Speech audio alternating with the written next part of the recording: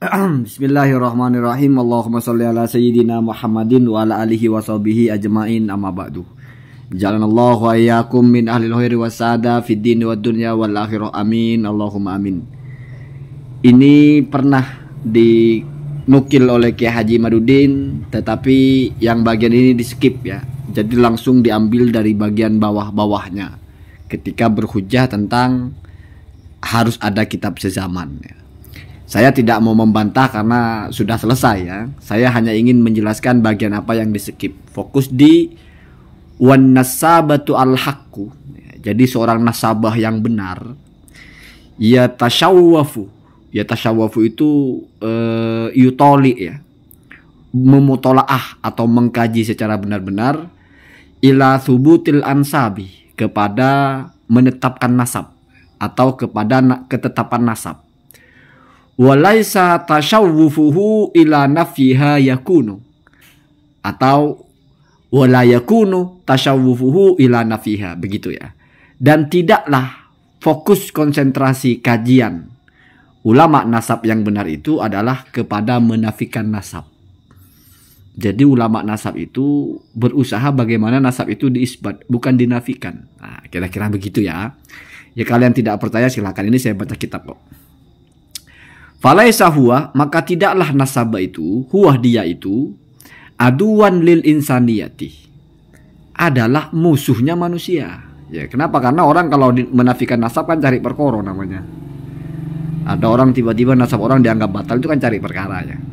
Bal huwa, bahkan huwa nasabah yang hak itu ahadul ladzina hafidzu lil insaniyati turasaha. Orang yang atau salah satu dari orang-orang atau dari mereka yang menjaga dan melestarikan warisan dari manusia itu ya. Jadi sebetulnya nasabah itu memverifikasi nasab ya, bukan menggal-menggal nasab itu, gitu ya. Ini kita bicara isi kitab siapa itu nasabah yang benar, an-nasabah al-haq.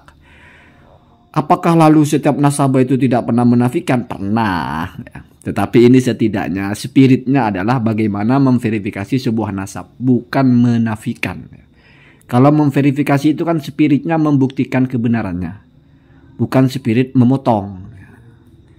Ya ini multi interpretasi ya. Saya tidak bisa memastikan. Kalau ada ulama menafikan nasab berarti batal, enggak juga.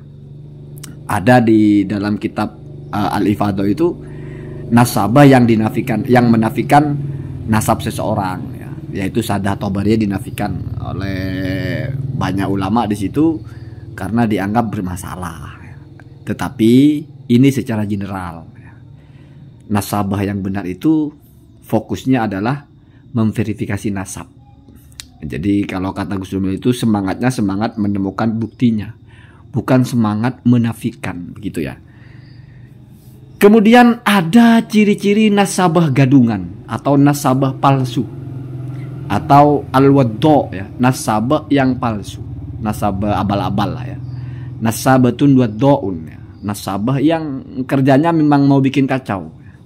Entah dia memalsukan nasabnya sendiri atau kadang-kadang juga dia itu mengacau nasab orang ya. Saya bacakan ciri-cirinya. Sekarang coba perhatikan, ini ada subjudul alamatun takunu fin nasabah, ciri-ciri yang ada kepada nasabahnya ya. Ini kan bicara tentang nasab-nasab palsu. Kalau dikaitkan dengan nasabahnya berarti nasabahnya yang palsu ya. Nasabnya palsu, keterangan nasab yang palsu mengada-ngada, nasabahnya juga nasabah abal-abal ya. Bukan al-haq ya. Lalu apa ciri-cirinya atau tanda-tandanya? Di sini ada 4 ya. Yang pertama ayyushtahara hadzan nasabatu bainan nasi bil wad'i. Yang kedua, kaunun nasabati majruhan ghairu adlin wala mu'tamanin. Kemudian yang ketiga, hadasatul asnan fi aglabil wadda'in al mu'asirina. Nah, satu, nasabahnya itu memang dikenal sebagai nasabah yang palsu ya. Artinya orang sudah tahu bahwa nasabah ini bukan nasabah gitu ya. Jadi kalau bukan nasabah lalu sok menjadi nasabah itu kan berarti nasabah abal-abal. Dokter palsu, bukan dokter aslinya kan begitu. Ya walaupun mungkin bisa nyuntik atau apalah ya. Yang kedua, memang sudah terlihat ya majruh ya. Majruh itu maksudnya tidak adalah ya tercela ya, entah dalam kapasitasnya, entah dalam kejujurannya ya. Ghairu mu'taman di sini berarti tidak bisa terpercaya. Yang ketiga mungkin juga masih orang baru ya, hadatsatul asnan ya, masih muda ya, belum sepuh. Nah, kira-kira begitu ya. Kemudian ini yang keempat yang menarik, karena ini berkaitan dengan kitab nasab yang dirilis oleh nasabah yang tidak original itu, atau nasabah abal-abal itu ya. Manhajul waddo. Manhaj itu adalah metodologi atau cara ya. Cara-cara atau trik-trik para orang-orang yang palsu gitu ya. Al-waddo ini kembali kepada nasabahnya, karena tadi kan ciri yang ada kepada nasabahnya. Al-waddo berarti nasabah yang palsunya itu. Apa itu? Kal uslubi at-tamwihi, seperti menyusun narasi-narasi yang kamuflase, narasi-narasi yang samar ya. Jadi narasi tamwih itu kalau dalam perang itu ada tamwih ya, kamu nyamar jadi kayak pohon gitu. Jadi narasinya itu samar ya, nggak jelas kemana arahnya ya. Ya tipu daya lah ya. Kemudian wal aradu at-tatwihi, dan juga dia menyampaikan sesuatu yang sesat ya. Jadi entah narasinya samar, tidak bisa difahami apa maksud yang sebenarnya, entah juga narasinya sesat ya. Kemudian wahikayatil ahdas al-gharibah ala annaha musallamatun bal badihiyat atau aksiomatik ya. Kemudian menyampaikan hal-hal yang sebetulnya itu aneh, tetapi ingin dikesankan seolah-olah itu adalah sesuatu yang diterima bersama-sama. Ya di sini kan al-ahdas ya, hal-hal baru yang aneh, buat-buat teori mungkin termasuk ya, buat-buat teori al-ahdas al-gharibah, hal-hal yang tidak dikenal gitu. Tetapi dia ingin tetapkan itu annaha musallamat, seolah-olah itu disepakati.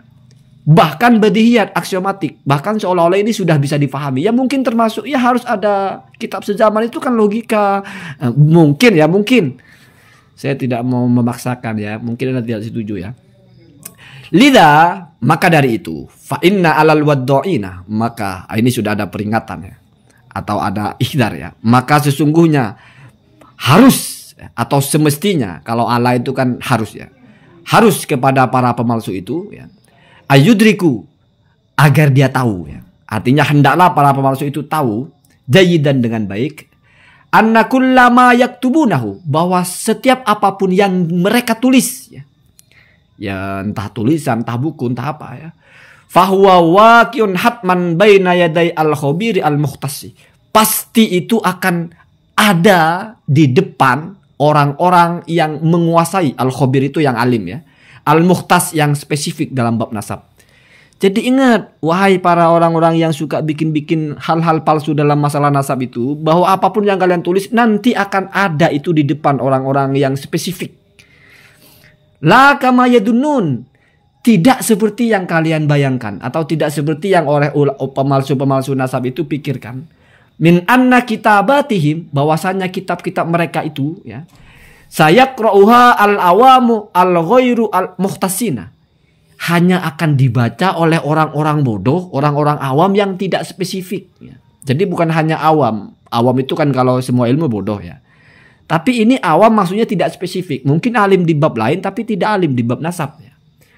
Wabitali, dan kemudian saya selamuna, kalian akan selamat. Ini halusinasinya ya, atau pikiran mereka itu ya. Kalian akan selamat minan nakdi, dari kritik atau dari koreksi.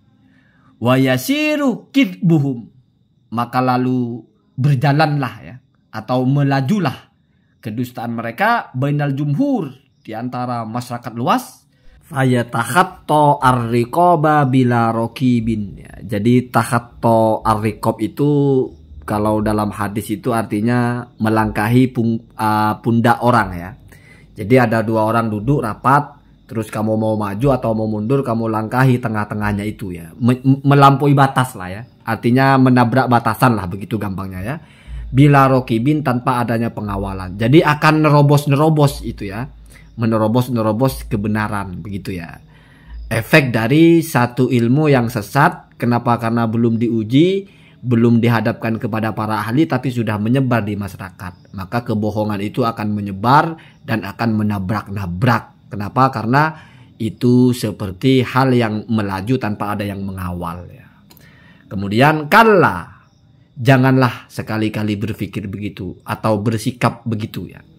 Fannasabatu athiqatu, karena sesungguhnya seorang nasabah yang terpercaya, al-mu'tabaru, yang sudah menjadi rujukan, yang otoritatif ya, yang otoritas ya. Innama yaktubu lil muhtasina awalan. Dia kalau menulis itu pasti hanya untuk kalangan yang tertentu saja pertama kali. Al-muhtasin di sini bukan kelompok tertentu, bukan, tapi al-khabir al-muhtasi, orang yang memang spesifik di bidangnya ya, para ahli atau para pakar ya. Mesti kalau pertama kali menulis, atau mesti kalau menulis itu pertama kali diajukan kepada para pakar ya. Begitu ya. Summa lil jumhuri al ghairi muhtasin. Kemudian setelah itu baru dilempar luas kepada masyarakat yang mana mereka itu bukan spesifik ya, tidak punya kepakaran ya. Thaniyan, untuk kedua kalinya ya. Artinya langkah keduanya ya. Ya, saya juga tidak mau mengatakan Kiai Haji Imaduddin sama dengan ini. Kalianlah yang mempertimbangkan ya. Pasti pro kontra kan. Ada yang sepakat, ada yang tidak ya. Allahumma hadina ada sabil. Saya cuma bacakan saja sebagai wawasan. Ya mungkin saya salah-salah bacanya ya. Ya silakan dikritik.